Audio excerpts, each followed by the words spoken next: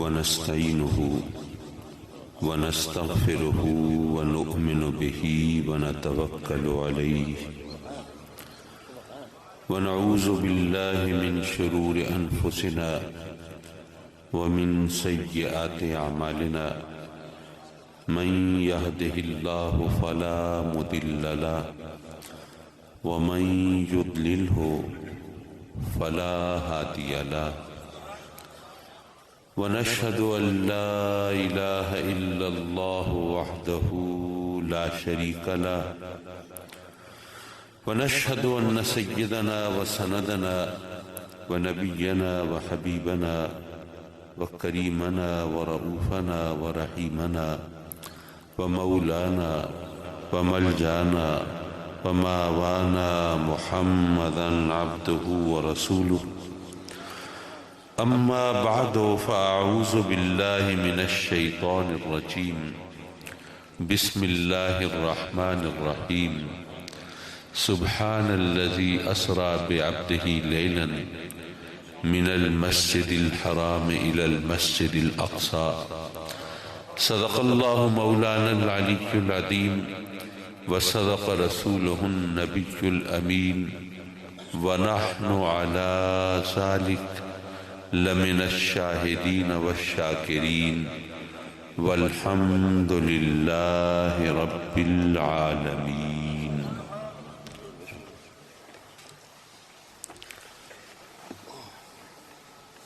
واجب التعظیم علماء کرام، لائق صد تکریم مہمانان گرامی اور مکرم و معزز حاضرین محفل،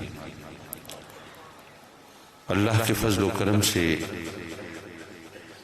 معراج النبی صلی اللہ علیہ وسلم کی سالانہ تقریبات کے حوالے سے ایک بار پھر آپ دوستوں کی خدمت میں حاضری کا موقع میسر آیا ہے، اور میں اس خوبصورت اور باوقار شاندار اور جاندار محفل کے منتظمین کو، محترم جناب حاجی یاسین سمرو صاحب کو، ان کے رفقا کو، یہ ٹیم ورک ہوتا ہے، اکیلا آدمی تو کچھ نہیں کر سکتا، یہ تمام ساتھیوں کو ہدیہ تبریک پیش کرتا ہوں کہ انہوں نے یہ چراغ روشن کیے ہوئے ہیں، روایت کا تسلسل جاری رکھا ہوا ہے، اور اس طرح لوگوں کو اس دور میں جب ان کے پاس دلچسپی کے اور بے شمار سامان ہیں، اس کے باوجود یہ محافل سجا کے اللہ رسول کے ذکر کرنے کا ایک موقع اور بہانہ پیش کر دیتے ہیں۔ رب کائنات ان کو بہترین اجر اور ثمر سے سرفراز فرمائے۔ حضرات مکرم، معراج میرے آقا کریم حضور علیہ السلام کا امتیاز ہے، افتخار ہے، آپ کی عظمت و شان کا چمکتا ہوا نشان ہے، اور یہ وہ عظمت ہے جو اس کائنات میں میرے آقا کریم صلی اللہ علیہ وسلم کے سوا کسی اور کو میسر نہیں آئی۔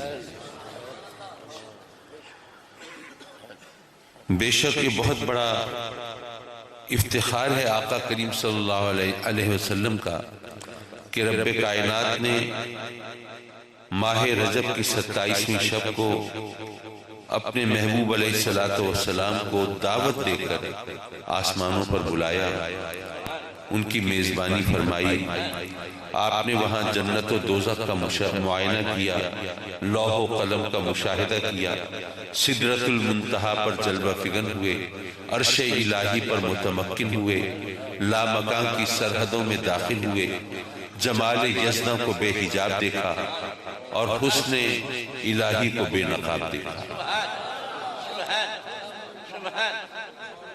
حضرات محترم،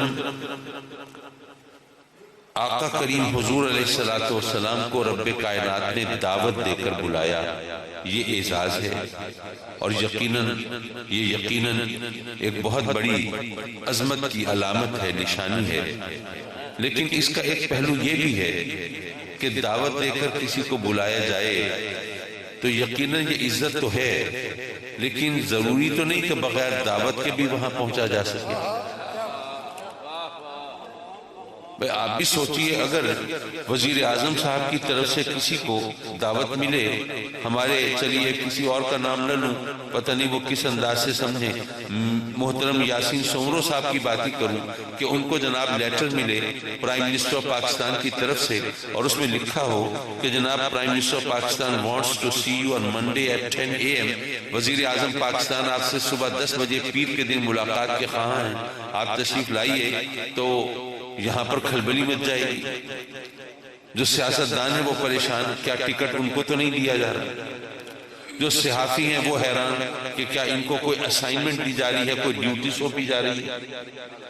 دوست احباب پریشان کہ جناب سومرو صاحب نے اندر ہی اندر سرنگیں بنائی ہوئی ہیں اور پیریں بڑھائی ہوئی ہیں، چکر کیا ہے؟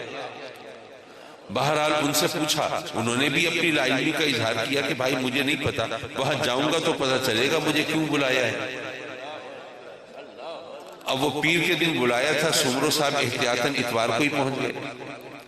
اب جب وہاں پہنچے پرائم منسٹر ہاؤس اگلے دن، تو وہاں پر جو سیکیورٹی گارڈز ہیں، جو لا انفورسنگ ایجنسیز کے نمائندے ہیں، انہوں نے پوچھا ہاں جناب فرمائیے آپ کیسے تشریف لائے؟ کہا کہ جی وزیر اعظم سے ملاقات ہے۔ جی آپ کے پاس کوئی اپوائنٹمنٹ ہے؟ انہوں نے لیٹر دکھایا، ان کے پاس بھی نام لکھے ہوتے ہیں، فہرست ہوتی ہے، اس میں انہوں نے ٹیلی کیا تو دیکھا کہ اس میں نام موجود ہے، ٹک کیا، کہا کہ بالکل ٹھیک ہے آپ تشریف لے جائیے، آگے وہ سیکرٹری صاحب آپ کے انتظار میں ہیں، ابھی کچھ وقت ہے ملاقات میں، بیٹھیے، چائے پانی سے آپ کی تواضع کی جائے گی اور پھر آپ کی ملاقات ہو جائے گی۔ خیر ملاقات کر کے واپس آئے تو سب ناکے لگائے بیٹھے ہیں، اب پوچھنا ہے وہاں پہ کیا ہوا اور کیوں بلایا تھا اور کیا سلسلہ تھا۔ ہر ایک نے اپنی دلچسپی کے حوالے سے سوال کیے۔ سائنسدان، معاف کیجئے سیاستدانوں نے پوچھا کہ جناب یہ کیا چکر ہے، کیا عہدہ، کیا منصب آپ کو سونپا جا رہا ہے، کیا آئندہ ٹکٹ کی کوئی یقین دہانی کی گئی ہے؟ جو صحافی تھے انہوں نے پوچھا کہ جناب کیا آپ کو جماعت اہل سنت کے حوالے سے حکومت کی تائید اور حمایت کے لیے بلایا گیا تھا؟ گھر والوں نے پوچھا جناب وہاں چائے کے برتن کیسے تھے اور ریفریشمنٹ کیسی تھی اور خاطر تواضع کا انداز کیسا تھا؟ ہر ایک نے اپنے ایریا آف انٹریسٹ کے حساب سے سوال پوچھے۔ جناب لوگ آ رہے ہیں جا رہے ہیں، سوال کر رہے ہیں، سومرو صاحب بتا رہے ہیں ہفتہ 10 دن خاصی گہما گہمی رہی، آنا جانا رہا، پھر معاملہ آہستہ آہستہ ٹھنڈا پڑ گیا۔ اب سومرو صاحب پریشان کہ اب کوئی پوچھتا ہی نہیں، کوئی آتا ہی نہیں۔ انہوں نے کہا کہ اچھا پھر ایسا کرتا ہوں ایک پھیرا اور لگا آؤں تو شاید اب لوگ پھر دوبارہ دلچسپی لینا شروع کریں۔ اب اگلے پیر کو پہنچے تو وہاں پر دال گلتی نہیں، بات بنتی نہیں، ملاقات ہوتی نہیں۔ انہوں نے کہا کہ جناب انہوں نے دعوت دے کے بلایا تھا، لیکن اگر وہ دوبارہ دعوت دیں گے تو ملاقات ہو جائے گی، اب یہ مطلب تو نہیں آپ جب چاہیں آ کے اور ملاقات کر لیں، ایسا تو نہیں ہو سکتا، بات تو ایسے ہی ہے۔ تو بے شک آقا کریم صلی اللہ علیہ وسلم کو رب کائنات نے دعوت دے کر بلایا، لیکن میرے آقا کریم اپنی مرضی سے بھی وہاں تشریف لے جا سکتے ہیں یا نہیں؟ یہ سوال بہرحال ہو سکتا ہے۔ پہلے تو ہمیں یہ سمجھنا چاہیے کہ اصل میں معراج ہے کیا؟ کیا مسجد اقصی پہ جانا معراج ہے؟ وہاں پر تو تمام انبیاء جلوہ فکر ہیں۔ کیا آسمانوں پہ جانا معراج؟ وہاں پر فرشتوں کی آمد و رفت لگی رہتی ہے اور وہاں پر بھی کئی مقدس ہستیوں سے ملاقات ہوئی۔ کیا سدرہ تک پہنچنا معراج؟ وہاں پر تو جبریل کا ٹھکانہ ہے، وہ بھی معراج نہیں۔ معراج اصل میں ہے کیا؟ یارو اصل میں معراج ہے اللہ سے انتہائی قریب ہونے کا نام، کمال قرب الوہیت یہ ہے معراج۔ اور جہاں وہ معراج ہوئی وہ ہم سمجھ ہی نہیں سکتے، وہ ہماری سوچ سے فہم سے بالاتر ہے۔ عام طور پر لوگ اس بات کو سمجھتے ہیں کہ شاید بس ویسے ہی کہہ گئے، لیکن آپ سوچئے لا مکان، یہاں وہاں جہاں کہاں کا تصور نہ ہو۔ اب اگر وہاں پہ کہا جائے کہ اللہ سے انتہائی قریب، تو یہ بھی سمجھنا ہے کہ قریب کیسے ہو؟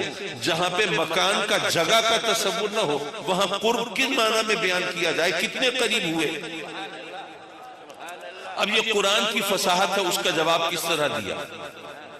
فَكَانَ قَابَ قَوْسَيْنِ، دو کمانوں جتنے قریب ہوئے، او ادنا، بلکہ اس سے بھی۔ اب یہاں پر فاصلہ انچوں میں اور سینٹی میٹرز میں نہیں بتایا کتنے قریب ہوئے، بلکہ 2 کمانوں کی ترکیب استعمال کی گئی۔ اس کا مفہوم کیا تھا؟ بات یہ ہے کہ آقا کریم صلی اللہ علیہ وسلم کے زمانے میں عرب لوگوں میں یہ ایک رواج تھا کہ اگر 2 قبیلوں کے سرداروں میں باہم محبت اور یگانگت فروغ پاتی تھی، قرب بڑھتا تھا، دوستی پروان چڑھتی تھی، تو وہ اپنی دوستی، اپنے قرب، اپنی محبت، اپنی الفت و چاہت کو اس طرح ظاہر کرتے تھے، ایک سمبولک لینگویج میں، علامتی زبان میں، ایک نشانی کے طور پر وہ دونوں سردار مل کر اپنی کمانیں ملا کر ایک تیر چھوڑتے تھے۔ یہ نشانی ہوتی تھی کہ کمانیں تو 2 ہیں لیکن تیر تو ایک ہی ہے، اور اس تیر کا ہدف اور اس کی منزل اور اس کا نشانہ وہ بھی ایک ہی ہے۔ تو یہ ایک نشانی ہے کہ آج کے بعد سے یہ ہم 2 قبیلوں کے سردار ہیں، لیکن ہماری بات ایک ہے، ہماری خوشی ایک ہے اور ناراضگی بھی ایک ہے، ہمارا وعدہ بھی ایک ہے، دوستی بھی ایک ہے، دشمنی بھی ایک ہے۔ یہ ایک علامت ہوتی تھی، نشانی ہوتی تھی۔ تو اب جہاں لامقام گئے ہیں وہاں اب قرب کا اظہار کیسے ہو؟ تو وہاں پہ قرآن نے یہ انداز اپنایا کہ اے لوگو، اب یاد رکھو آقا کریم اور اللہ ایسے قریب ہیں کہ اب ان کی خوشی ناخوشی میں کوئی فرق نہیں ہے، ان کے احکام میں کوئی فرق نہیں ہے۔ جو حکم اللہ کا ہے وہی آقا کریم کا ہے، جو خوشی اللہ کی ہے وہی سرکار دو عالم کی ہے، اور جو ناراضگی کا سبب اللہ کے لیے ہے وہی اس کے محبوب کا ہے، اور جو بات اللہ کی ہے وہی آقا کریم کی ہے۔ اب کوئی فرق نہیں ہے، اب وہ ایک ہی بات ہے جس کو کہتے ہیں یک جان 2 قالب۔ اب یہ قرب وہاں پہ میسر آیا، لیکن آقا کریم صلی اللہ علیہ وسلم نے اس سفر معراج میں اپنی امت کو بھی فراموش نہیں فرمایا۔ جب وہاں سے واپس آ رہے ہیں، راستے میں حضرت موسیٰ علیہ السلام وہ تاک میں انتظار میں پوچھتے ہیں، ہاں سی امت کے لیے یہ تحفہ معراج کچھ ہے؟ فرمایا کہ ہاں 50 نمازیں ہیں۔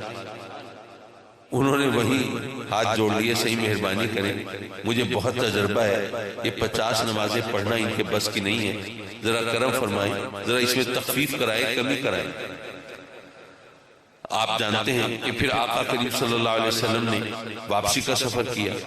اب جب دوبارہ آئے تو پھر حضرت موسیٰ پھر انتظار میں ہے، ہون صحیح اب کیا صورتحال ہے؟ آپ نے فرمایا کہ اب 45 نمازیں رہ گئی۔ انہوں نے منت کی کہ صحیح 45 بھی ان کے یہ نہیں پڑھ پائیں گے، آپ مہربانی کریں اور کرم کریں اور کم کرائیں۔ آپ جانتے ہیں کہ پھر 40، پھر 35، پھر 30، پھر 25، پھر 20، پھر 15، پھر 10 اور پھر 5 پہ آ کے تان ٹوٹی، اور حضرت موسیٰ علیہ السلام نے تو ہماری مزید فیور کرنا چاہیے تھی۔ عرض کیا تھا کہ سرکار ایک پھیرا اور لگائیں اور یہ ٹنٹا ختم ہی کریں، لیکن آقا کریم نے فرمایا کہ موسیٰ اب مجھے اپنے رب سے حیا آتی ہے۔ حضرات مکرم، کچھ لوگوں نے کہا کہ دیکھو کیا نبی پاک صلی اللہ علیہ وسلم کو علم نہیں تھا کہ 50 نمازیں نہیں پڑھیں گے؟ حضرت موسیٰ نے بتایا۔ تو اس کا سیدھا سادہ جواب یہ ہے کہ اگر نبی پاک صلی اللہ علیہ وسلم کو نہیں پتا تھا تو کیا اللہ کو بھی نہیں پتا تھا کہ اس نے 50 نمازیں فرض کر دی؟ تو پھر یہ 50 نمازوں کا چکر کیا تھا؟ اس میں ایک حکمت یہ بتائی علماء نے کہ بات یہ ہے کہ جب رب کائنات نے 50 نمازیں فرض کی تو ان کا ثواب بھی متعین کر دیا کہ 50 نمازیں پڑھیں گے اور ان کو یہ ثواب ملے گا۔ اب وہ نمازیں تو کم ہو رہی ہیں، ثواب میں تخفیف نہیں ہو رہی، ثواب اسی طرح اپنی جگہ ہے۔ تو پہلے جو ثواب 50 نمازیں پڑھ کے ملنا تھا وہ اب 5 نمازیں پڑھ کے ملتا ہے۔ تو یہ آقا کریم صلی اللہ علیہ وسلم کی امت کے لیے گویا رب کائنات کی طرف سے ایک مزید رعایت تھی، اور اس رعایت کا یہ پہلو ہمارے سامنے تھا۔ حضرات مکرم، یہ نماز مومنوں کے لیے معراج ہے۔ ہم بھی عجیب لوگ ہیں، معراج النبی کے جشن تو مناتے ہیں، اور جو ہمارے لیے آقا کریم نے معراج کا راستہ متعین کیا ہے اس سے جی چراتے ہیں۔ الصلاۃ معراج المومنین۔ اچھا کبھی یہ بھی سوچا کہ معراج نماز کو قرار کیوں دیا؟ حج پہ کتنا سرمایہ خرچ ہوتا ہے اور کتنی محنت ہوتی ہے اور کتنی مشقت ہوتی ہے، حج کو معراج نہیں کہا۔ اسی طرح روزہ رکھنا زیادہ مشکل کام ہے، اس میں جناب اب گرمیوں کے روزے ہوں تو زبان پہ کانٹے کھڑے ہوتے ہیں، پیاس کی تلخی ہوتی ہے، بھوک کی شدت ہوتی ہے، اور جناب آدمی بے حال ہوتا ہے، اس کے باوجود روزے کو معراج نہیں کہا۔ زکوٰۃ کے اندر بھی بڑی دقت ہوتی ہے، آدمی پائی جوڑے، پیسہ جمع کرے، اور آج کل جبکہ ساری دنیا میں مندہ پن ہے، ریسیشن ہے، اب ایسے میں اگر آدمی کے پاس کوئی معقول رقم جمع ہو، اب بچی کی ڈولی بھی اٹھانی ہے اور بچے کو کاروبار بھی کرانا ہے اور گھر کی مرمت بھی کرانی ہے، اب ایسے میں اللہ کی طرف سے حکم ہوتا ہے کہ نہیں، مال کا 40واں حصہ غریبوں میں بانٹ دو، اور ان کے ساتھ کوئی احسان نہیں ہے، یہ ان کا حق ہے۔ اب زکوٰۃ دینا بڑا مشکل ہو جاتا ہے، دل مٹھی میں آ جاتا ہے۔ ایسے میں اپنی خواہشات نفس کو چھوڑ کر رب کے فرمان کی تعمیل کرنا، یہ بھی ایک جہاد کی بات ہوتی ہے، لیکن زکوٰۃ کو بھی معراج نہیں کہا۔ کیوں؟ بڑی سیدھی سی بات ہے کہ اگر حج کو معراج کہتے تو ہر ایک تو حج پہ نہیں جا سکتا، نہ اس ہر ایک کے پاس وہ وسائل، نہ اس کی وہ صحت، تو معراج پھر صرف امیروں کے لیے ہوتی۔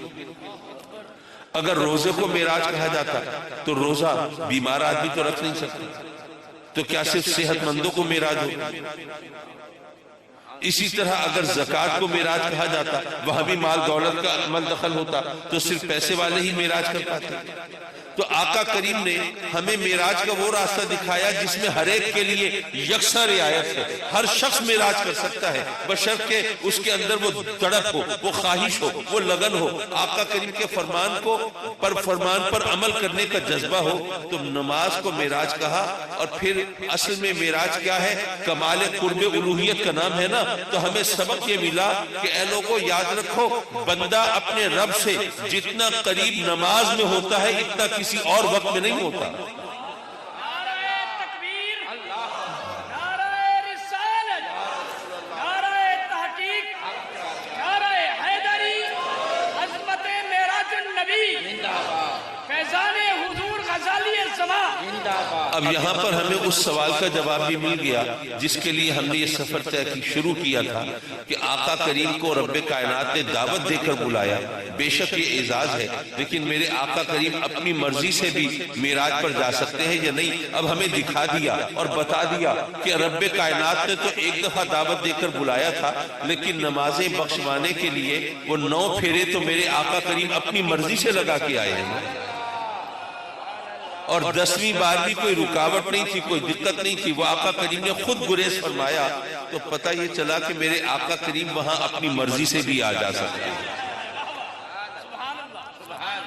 اور جب اس مقام پر جا رہے تھے، راستے میں سدرۃ المنتہا پر جب دیکھا جبریل امین کے قدم ٹھٹک گئے ہیں، رفتار تھم گئی ہے، وہاں کھڑے ہو گئے ہیں۔ تقدم یا جبریل، جبریل چلو نہ آگے، ابھی تک تو رفاقت کا حق نبھایا ہے، شانہ بشانہ ساتھ رہے ہو، اب کیوں کھڑے ہو گئے ہو؟ چلو آگے۔ عرض کی آقا میری حد یہیں تک ہے، اب یہاں سے بال برابر آگے بڑھا تو جل کر خاک ہو جاؤں گا۔ آقا کریم نے فرمایا اچھا جبریل، تجھے تو آگے نہیں جانا، تو آگے جا نہیں سکتا، لیکن مجھے تو بہرحال آگے جانا ہے، تو تیری اگر کوئی حاجت ہو تو بیان کر۔ علماء نے فرمایا کہ دراصل میرے آقا کریم صلی اللہ علیہ وسلم جبریل کے ایک احسان کا بدلہ اتار رہے ہیں۔ وہ احسان کیا تھا؟ سیدنا ابراہیم علیہ السلام کے لیے جب نمرود نے آگ دہکائی تھی، آگ بھڑکائی تھی، الاؤ دہکایا تھا، تو اس وقت جبریل امین حاضر ہوئے بارگاہ خلیل میں۔ اے اللہ کے خلیل، کوئی حکم ہو فرمائیں، کوئی حاجت ہو بیان کریں، آگ بجھائی جائے، جان بچائی جائے۔ حضرت ابراہیم نے کیا جواب دیا؟ فرمایا جبریل میری تجھ سے کوئی حاجت نہیں۔ حضرات محترم، یہاں پر کئی ایک سوالات پیدا ہوتے ہیں ذہن میں۔ حضرت ابراہیم علیہ السلام ظاہر ہم سب سے بہتر جانتے تھے، یہ بات تو ہم اور آپ بھی جانتے ہیں کہ رب کائنات نے جب اپنے محبوب مقبول بندوں کی کسی مرحلے پر مدد فرمانا ہوتی ہے تو کبھی جبریل کی ڈیوٹی بھی لگا دیتا ہے۔ سیدنا یوسف علیہ السلام کو جب ان کے بھائیوں نے کنویں میں پھینکا تھا تو اللہ نے جبریل کو بھیجا تھا۔ سیدنا اسماعیل علیہ السلام کی گردن پہ جب چھری تھی تو اللہ نے جبریل کو بھیجا تھا۔ تو یہاں پر بھی جبریل آئے ہیں، کوئی اور تو نہیں ہے۔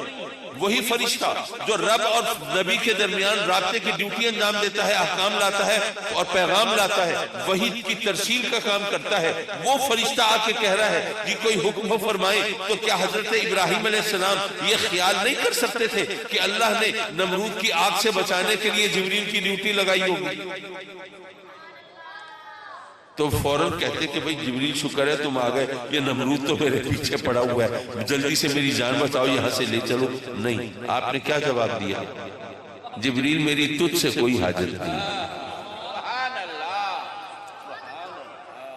حضرات مکرم، دراصل سیدنا ابراہیم علیہ السلام نے جبریل کو ایک سبق سکھایا ہے اور اس کو بتایا ہے کہ اے جبریل، اگر تو اللہ کی طرف سے احکام لاتا ہے، پیغام لاتا ہے اور وہی ہم تک پہنچاتا ہے تو یہ مت خیال کرنا کہ ہم نبیوں پر کوئی احسان کرتا ہے۔ اگر تو اللہ کی طرف سے وہی نہیں پہنچائے گا، پیغام نہیں لائے گا تو ہمیں پھر پیغام کا پتہ ہی نہیں چلے گا، اللہ کی مرضی کا علم ہی نہیں ہو پائے گا اور ہم تو پھر کار نبوت انجام نہیں دے سکیں گے، ہماری نبوت کی گاڑی تو ٹھپ ہو کر رہ جائے گی اور ہم اللہ کا پیغام اللہ کے بندوں تک پہنچا نہیں سکیں گے۔ ارے ہم نبیوں کو اللہ کے پیغام کا، اللہ کی مرضی کا علم ہوتا ہے، تیری ڈیوٹی صرف تیری عزت افزائی کے لیے لگی ہے۔ اے جبریل، اگر اس وقت تو اللہ کی مرضی سے آیا ہوتا، اللہ کا بھیجا ہوا آیا ہوتا تو ابراہیم کون تھا انکار کرنے والا؟ لیکن میں جانتا ہوں اس وقت اللہ کا بھیجا ہوا نہیں آیا، اپنی مرضی سے آیا ہے۔ جب اپنی مرضی سے آیا ہے تو ابراہیم کی تجھ سے کوئی حاجت نہیں ہے۔ یہاں پہ دراصل وہی پیغام دیا کہ اے جبریل، میری تجھ سے کوئی حاجت نہیں۔ کیوں؟ اس لیے کہ میرا رب جانتا ہے نا کہ نمرود مجھے آگ میں جھونکنا چاہتا ہے، لیکن اس نے نہیں بھیجا تجھے، تو اپنی مرضی سے آیا ہے۔ تو اگر میرا رب مجھے آگ میں جلتا ہوا دیکھ کے راضی ہے تو مجھے بچ کے کیا کرنا ہے؟ مجھے تو اپنے رب کی رضا سے غرض ہے، میں تو ہر صورت میں اپنے رب کی رضا کا خواہاں ہوں، تو اگر وہ مجھے آگ میں جلتا دیکھ کے راضی ہے تو مجھے بچ کے کیا کرنا ہے؟ میری تجھ سے کوئی حاجت نہیں، میں اپنے رب کی رضا پہ راضی ہوں۔ حضرات مکرم، علماء نے کہا کہ دراصل جبریل نے تو احسان چڑھا دیا تھا نا، بے شک حضرت ابراہیم علیہ السلام نے فرما دیا تجھ سے کوئی حاجت نہیں، لیکن اس نے تو کہہ دیا تھا صحیح میں ہر خدمت کے لیے حاضر، تو اس نے احسان چڑھا دیا تھا، تو آقا کریم اس احسان کا بدلہ اتار رہے ہیں۔ حضرات مکرم، میں سوچنے لگا کہ ایک خدمت جو قبول نہیں ہوئی اس احسان کا بدلہ اتارا جا رہا ہے، اور جو ڈیوٹی روز انجام دیتے ہیں اس کا کوئی ذکر ہی نہیں۔ جب اس طرف توجہ کی تو جواب میں پہلے عرض کر چکا کہ حضرت ابراہیم علیہ السلام نے بتا دیا اور جتا دیا کہ جبریل تیرا کوئی احسان ہمارے اوپر نہیں ہے، ہم نبیوں کو اللہ کی مرضی کا علم ہوتا ہے۔ بہرحال آقا کریم نے پوچھا جبریل تیری کوئی حاجت ہو بیان کر، تو جبریل نے کیا کہا؟ کیا یہ کہا سرکار آپ بھی کمال کرتے ہیں، مجھ سے پوچھ رہے ہیں کوئی حاجت ہو بیان کروں؟ میں کوئی بیمار شیمار تو رہتا نہیں کہ صحت کے لیے دعا کی التجا کروں، مجھے کوئی شہرت کا چسکا بھی نہیں ہے کہ میں کوئی ٹی وی چینل یا اینکر پرسن سے پینگے بڑھانے کی کوئی سبیل نکالوں۔ آقا مجھے کوئی زمین جائیداد کی الاٹمنٹ کا بھی کوئی شوق نہیں ہے کہ کوئی فائل بنا کے سبمٹ کروں، اور مجھے اقتدار کا بھی کوئی ہوکا نہیں ہے کہ الیکشن جیتنے کی کوئی پلاننگ کروں۔ مجھے کیا چاہیے؟ اللہ نے مجھے نوری مخلوق کا سردار بنایا ہے، فرشتوں کا امام بنایا ہے، بیت المعمور کا خطیب بنایا ہے، مجھے کیا چاہیے؟ جبریل نے یہ نہیں کہا، عرض کی آقا میری ایک حاجت ہے۔ کیا ہے؟ جب قیامت کا دن ہو، محشر برپا ہو، نفسی نفسی کا عالم ہو اور ہر ایک کو پل صراط سے گزرنا ہو، تو آقا جب آپ کی امت پل صراط سے گزرنے لگے تو رب سے مجھے اجازت دلوا دیجئے کہ میں پل پہ اپنے پر بچھا دوں کہ آپ کی امت سہولت و آرام سے گزر جائے۔ اچھا میرا عجیب ذہن ہے، میں اگر مگر کے چکر میں سوال و جواب کے پھیر میں سوچنے لگا مولا یہ جبریل نے کہا میری ایک حاجت ہے، تو جبریل کی کون سی حاجت پوری ہو رہی ہے؟ بھئی حاجت تو ہماری پوری ہو رہی ہے، مشکل تو ہماری آسان ہو رہی ہے، مسئلہ تو ہمارا حل ہو رہا ہے۔ اگر جبریل نے اس کو اپنی حاجت قرار بھی دیا تو تکلفاً کہہ دیا ہوگا، پوچھنے والا کوئی اور تو نہیں ہے؟ آقا کریم صلی اللہ علیہ وسلم دریا فرما رہے ہیں جبریل کوئی حاجت تو بیان کر. اگر جبریل کہہ دیتے نہیں جناب بڑی مہربانی بہت شکریہ میری کوئی حاجت نہیں, تو یہ تو بڑی بے نیازی کا مظاہرہ ہو جاتا. تو چونکہ جبریل کو اس بارگاہ میں نیاز مندی کا اظہار کرنا تھا, اس لیے انہوں نے جی سے جوڑ کے خود ساختہ ایک من گھڑت حاجت بنا کر پیش کر دی. ورنہ جبریل کی کون سی حاجت پوری ہو رہی ہے؟ حاجت تو ہماری پوری ہو رہی ہے. مسکرا کر یوں نہ اپنی رہ گزر سے دیکھیے, میری منزل کو جدھر میں ہوں ادھر سے دیکھیے. میں نے اس بات کو اس انداز سے سمجھا کہ آقا کریم نے پوچھا جبریل کوئی حاجت ہو بیان کر.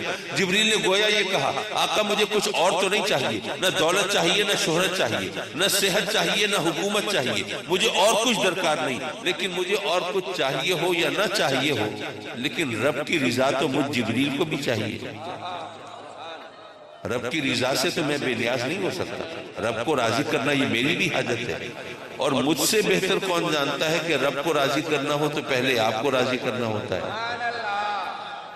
اب آپ کو راضی کروں تو کیسے کروں؟ ارے آپ تو وہاں جا رہے ہیں جہاں میرے بھی پر جلتے ہیں, آپ کی رسائی تو وہاں ہے جہاں میری پہنچ نہیں ہے, تو آپ کو راضی کرنے کے لیے میں کیا کر سکتا ہوں؟ لیکن آقا مجھے یہ معلوم ہے کہ آپ کو اپنی امت سے بڑا پیار ہے, تو اگر میں آپ کی امت کے کام آ جاؤں گا تو آپ مجھ سے راضی ہو جائیں گے, اور آپ راضی ہو جائیں گے تو رب راضی ہو جائے گا, اور رب کو راضی کرنا یہ تو میری بھی حاجت ہے. حضرات مکرم, میرے آقا کریم حضور علیہ السلام اس مقام پر پہنچے جہاں کسی اور کی رسائی نہیں تھی. اب ایک تو میرا خیال ہے کہ حضرت محمد خان صاحب تشریف لا رہے ہیں یا لا چکے ہوں گے, خان محمد قاضی صاحب.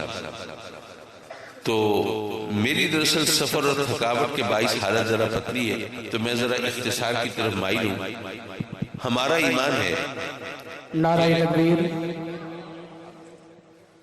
نعرہ رسالت, نعرہ رسالت, نعرہ تحقیق, نعرہ حیدری, نعرہ حیدری, نعرہ حیدری, فیضان حضور غزالی جماع, علماء حقہ جماعت اہل سنت. حضرات مکرم, ایک چیز یہ ذہن میں رکھی ہے کہ معراج ایک معجزہ نہیں ہے, معراج معجزوں کا مجموعہ ہے. اور مزے کی بات یہ ہے کہ معراج پر جتنے اعتراضات ممکن ہیں ان سب کے جواب خود واقعہ معراج میں موجود ہیں. یہ معراج کا ایک اور معجزہ ہے. جیسے میں نے ابھی وہ سوال کیا تھا کہ کیا میرے آقا کریم اپنی مرضی سے آ جا سکتے ہیں یا نہیں, تو اس کے لیے کہیں دور سے دلیل لانے کی ضرورت نہیں تھی, خود واقعہ معراج میں اس کا جواب موجود تھا. ایک صاحب نے کہا کہ جی اللہ نے بڑا کرم کیا, آقا کریم کو جب معراج پہ بلایا تو سواری براق کی صورت میں بھیجی. اگر وہ سواری نہ ہوتی تو پھر معراج تو نہیں ہو سکتی تھی. کیا میرے آقا کریم معراج کے لیے براق کے محتاج تھے؟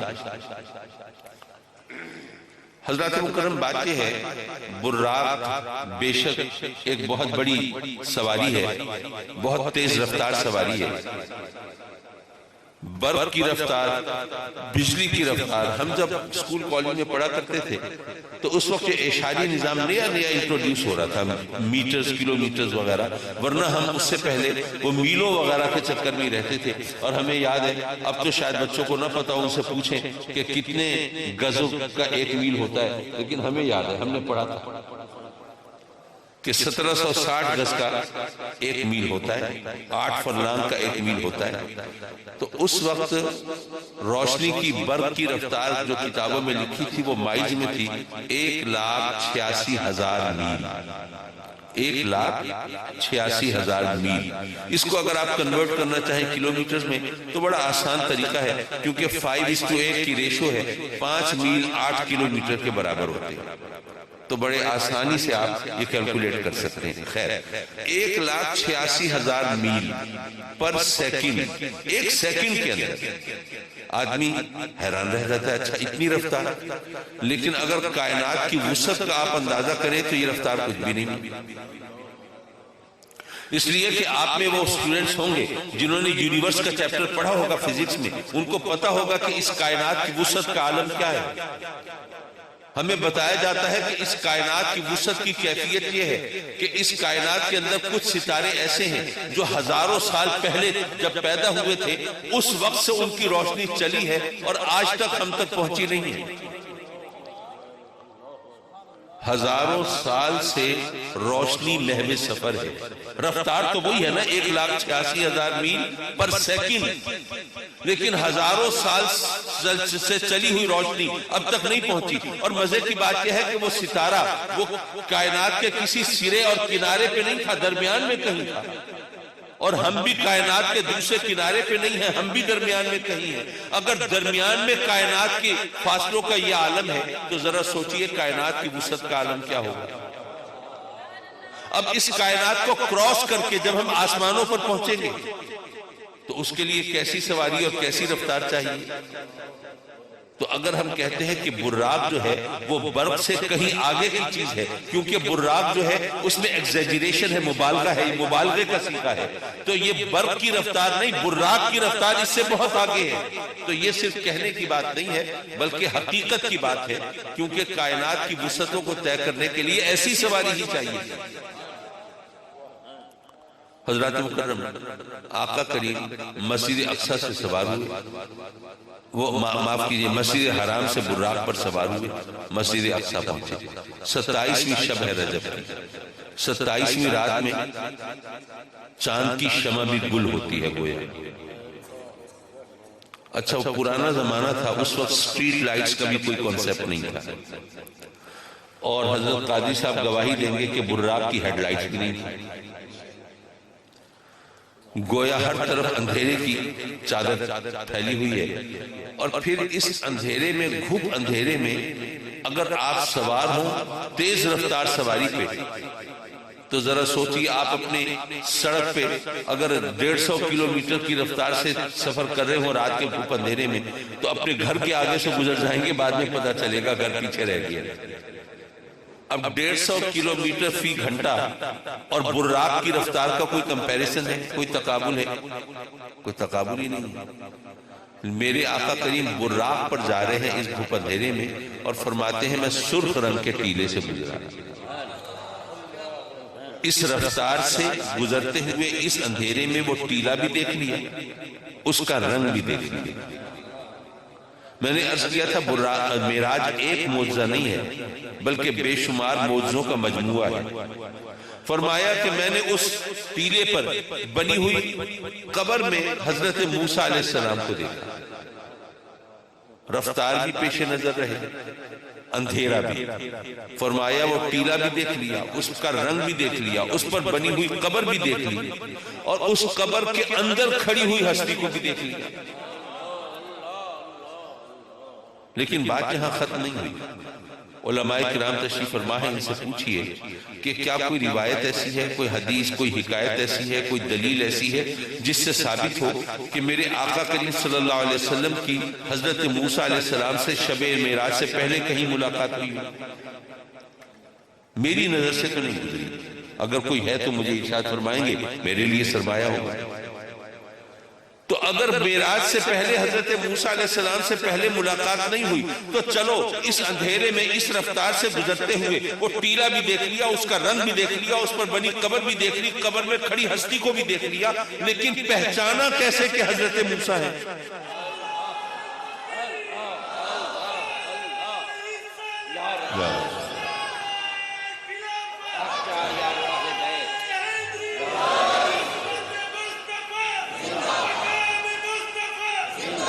پتہ یہ چلا کہ صرف بصارت کا معجزہ نہیں ہے، بصیرت کا معجزہ بھی ہے.